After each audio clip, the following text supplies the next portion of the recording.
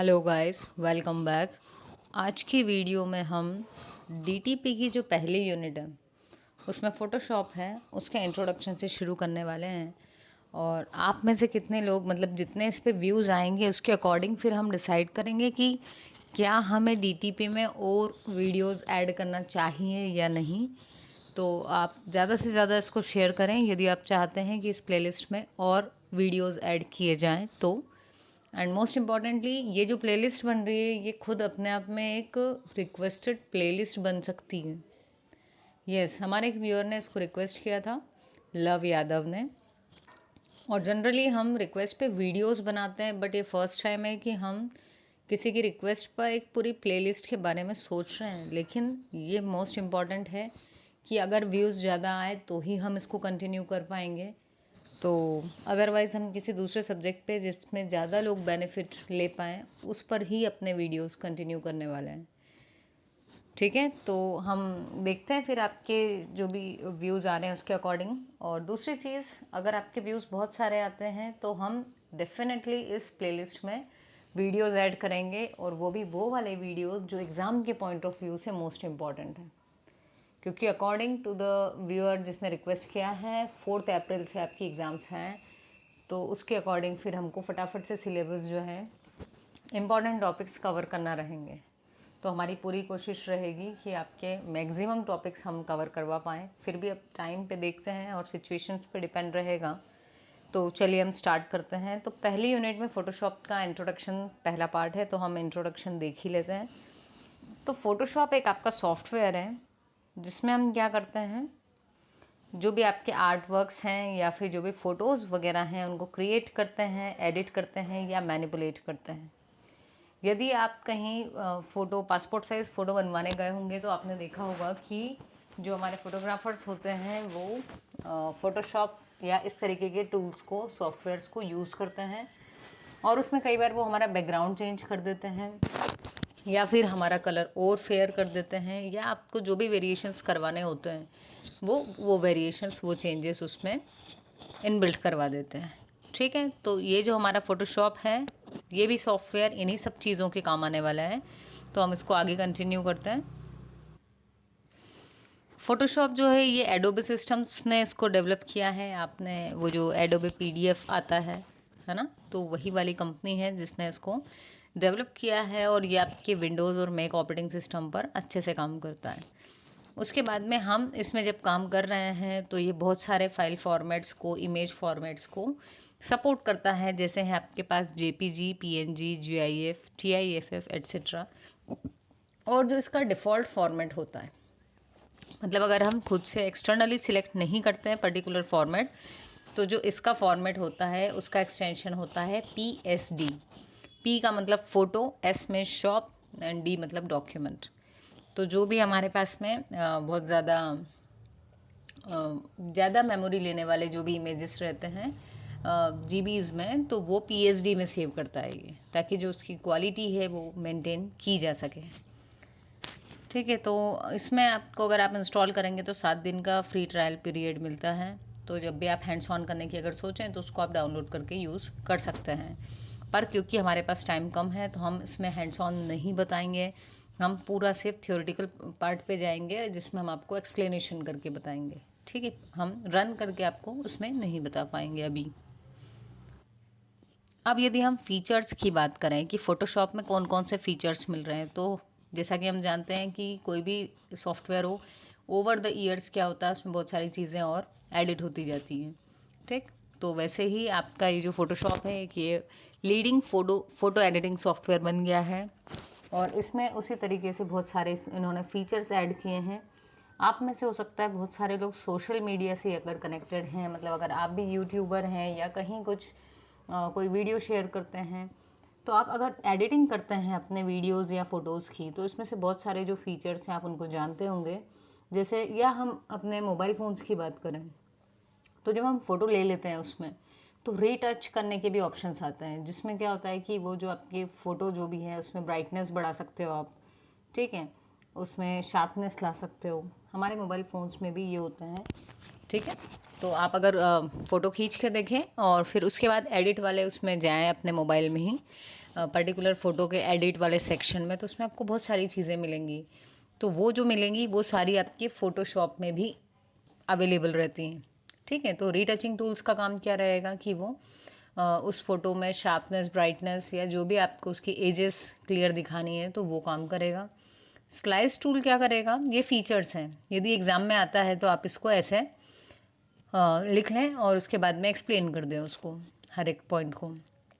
Slice tool जैसा इसके नाम से पता चल रहा है, ये क्या करेगा, जो भी आपकी फ़ोटो या इमेज है उसके पार्ट्स कर देगा, और पर्टिकुलर पार्ट में यदि हम कुछ करना चाह रहे हैं, है ना, कई बार आपने देखा होगा कि एक बड़ी पिक्चर है, उसमें से किसी पर्टिकुलर पार्ट को हमको क्या करना है, हाईलाइट करना है, तो ये जो स्लाइस टूल है ये आपको इसमें हेल्प करेगा। शेप्स प्रोवाइड करना, ये आपको शेप्स दे देगा। ठीक, तो अगर आपको किसी का फ़ोटो एक स्टार के अंदर बताना है तो यहाँ आपको स्टार मिल जाएगा, या जितने भी ज्योमेट्रिकल शेप्स अवेलेबल होते हैं वो आपको यहाँ पर सारे मिलेंगे। उसके बाद आ जाते हैं हम लेयर्स में। तो लेयर के लिए भी आप अगर जानते हो तो जनरली बोल देते हैं कि ग्रीन बैकग्राउंड में यदि आप कोई वीडियो बनाते हो तो आपको बहुत सारे ऐसे एप्लीकेशंस अवेलेबल रहते हैं जो उसका बैकग्राउंड चेंज कर देते हैं, या अगर ग्रीन में नहीं भी बनाया इन केस तो आपको चेंज करना है जब, तो हम कोई एक बैकग्राउंड सिलेक्ट कर लेते हैं और फिर अपनी वीडियो उस पर चलाते हैं। तो अगर इस एग्जांपल के थ्रू समझें तो जो बैकग्राउंड है वो एक लेयर हो गया और आपकी जो वीडियो है वो दूसरी लेयर हो गई। तो हम एक लेयर के ऊपर जब दूसरी को चला रहे हैं तो आपको ऐसा लगता है कि वो जो आपकी वीडियो है उसमें बैकग्राउंड बदल चुका है। ठीक है, जबकि उसमें एक लेयर लगा दी है हमने। तो वही काम किसका है, लेयर का। तो फोटोशॉप हमको बहुत सारी लेयर्स भी प्रोवाइड करवा देता है जिसमें आप हर लेयर में अलग से एडिटिंग कर सकते हैं। ठीक है, सिलेक्शन टूल्स, आपको जो भी पोर्शन सिलेक्ट करना है इमेज का उसको सिलेक्ट करने के टूल्स। पेन वाले टूल्स, पेन के थ्रू आपको यदि वहाँ पर कोई एडिटिंग करनी है। एडोबे क्रिएटिव क्लाउड मिलता है आपको। CSS फ्रॉम लेयर्स, ये मोस्ट इम्पॉर्टेंट है। देखो, अगर अपन ने कुछ यहाँ पर डिज़ाइन बनाई, मान लो कि आपने एक ट्रायंगल बना लिया और आपने वो जो ट्रायंगल बनाया हुआ था उसका CSS मतलब कैस्केडिंग स्टाइल शीट वाला जो कोड होता है, जो HTML वाला, वो कोड अगर आपको चाहिए तो वो भी आप इससे अवेल करवा सकते हैं। तो वो कोड कहाँ से मिलेगा आपको, वो यहाँ से मिलेगा, CSS फ्रॉम लेयर्स से। ठीक है, तो यही सारे यहाँ पर ये डिस्क्रिप्शन दिया हुआ है। लेयर्स जो हैं ये बेस्ट फीचर है और हमको ये क्या अलाउ करती है, जैसे कि हम अलग पेपर पे काम कर रहे हैं पर्टिकुलर, वैसे एक अलग अलग लेयर्स बन जाती हैं। जैसे अगर आप वीडियो में कुछ कर रहे हो तो वीडियो अपने आप में एक लेयर, दूसरा आपने इमेज ले ली जो उसके बैकग्राउंड में लगाने वाले हो तो दूसरी लेयर। ठीक है, तीसरे वाले में आप पर्टिकुलर कुछ चीज़ हाईलाइट कर रहे हो तो वो थर्ड लेयर। सिलेक्शन टूल्स बहुत सारे हो सकते हैं, several advance selection tools such as marquee tools, magic wand, है ना।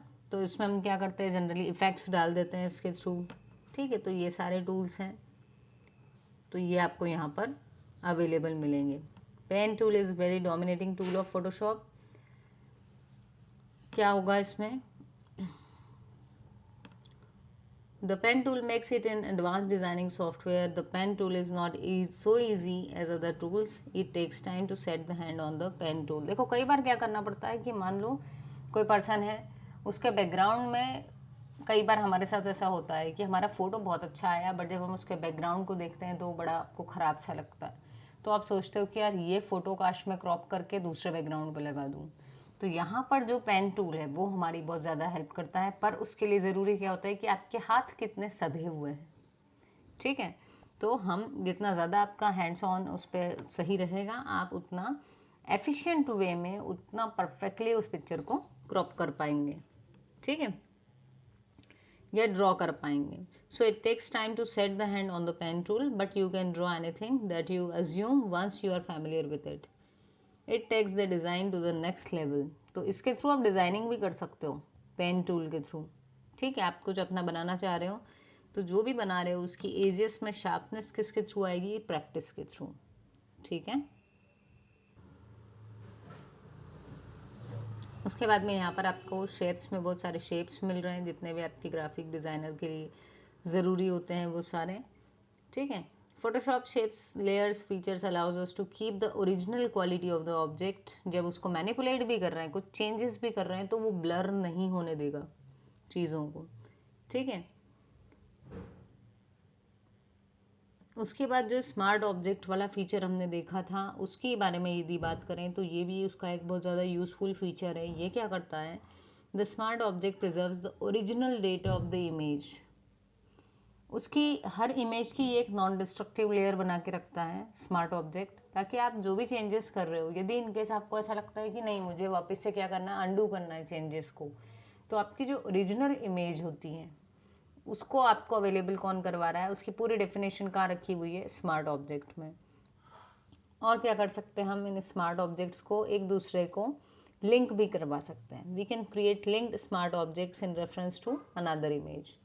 The key advantage of smart object is that we can freely perform the non-destructive transform।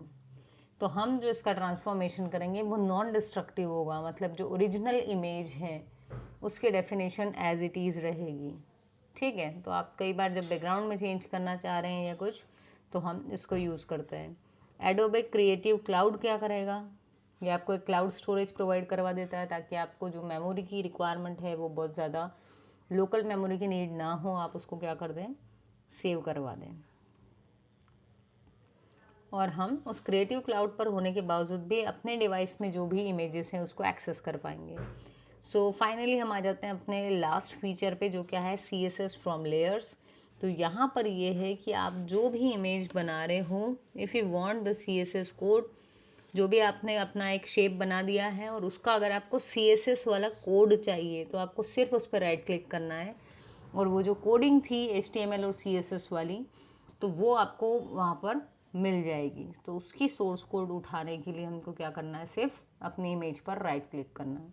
So I hope ये video आपके लिए यूज़फुल रहे, और आप अपने कमेंट्स या अपने व्यूज़ के थ्रू रिफ्लेक्ट कर ही देंगे मुझे कि कितने लोगों को इस वीडियो की या इस प्लेलिस्ट की नीड है। So thank you so much for watching. मिलते हैं अपनी नेक्स्ट वीडियो में। सब्सक्राइब ज़रूर करें चैनल को और दोस्तों से ज़रूर शेयर करें।